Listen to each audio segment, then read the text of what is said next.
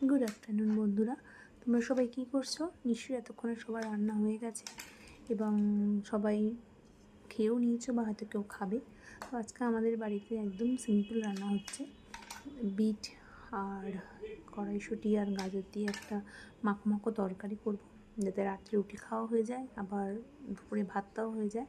তো সব সবজি আমি ছোটো ছোটো করে কেটে নিয়েছি যাতে তাড়াতাড়ি সেদ্ধ হয়ে যায় এবং চটজলদি হয়ে যাবে। বেশি সময় ধরে রান্না করার মতো সময়ও নেই আর হয়ও না সব সময়। আর আগের দিন রাত্রে আমি করে রেখেছিলাম ফুলকপির রোস্ট, তো সেটা রয়ে গেছে, সেটা দিয়ে খেয়ে নেবো। তোমরা ভাবতেই পারো এই বেগুনটা হট করে কেন দেখাচ্ছি। দেখানোর কারণ হচ্ছে এই বেগুনটা দেখতে পাচ্ছ কত বড়। এখানে কিন্তু সচরাচর এরকম বড় বেগুন দেখতে পাওয়া যায় না। এটা হচ্ছে মালদার বেগুন। মালদার বেগুন এবং মালদার এই আচারটা ভীষণ ভালো। আচারটা আমি আগে কোনোদিনও খাইনি, ফার্স্ট টাইম ট্রাই করব। তো দেখা যাক খেয়ে কেমন, কিন্তু হাজব্যান্ড বলছিল খুবই ভালো। তো সেই জন্য ওটা আমাদের একজন ক্লায়েন্ট এসে দিয়ে গেছিলেন, কাস্টমার এসে দিয়ে গেছিলো। তো যাই হোক, এরপর আমি রান্না চাপিয়ে দিলাম। মোটামুটি হালকা ফুলকাই আজকে খাওয়া দাওয়া হবে, কারণ বিগত কিছুদিন ধরে অনেকেই আমরা রিচ খাচ্ছি। সবসময় রিচ খাওয়াটা শরীরের জন্য ঠিক না।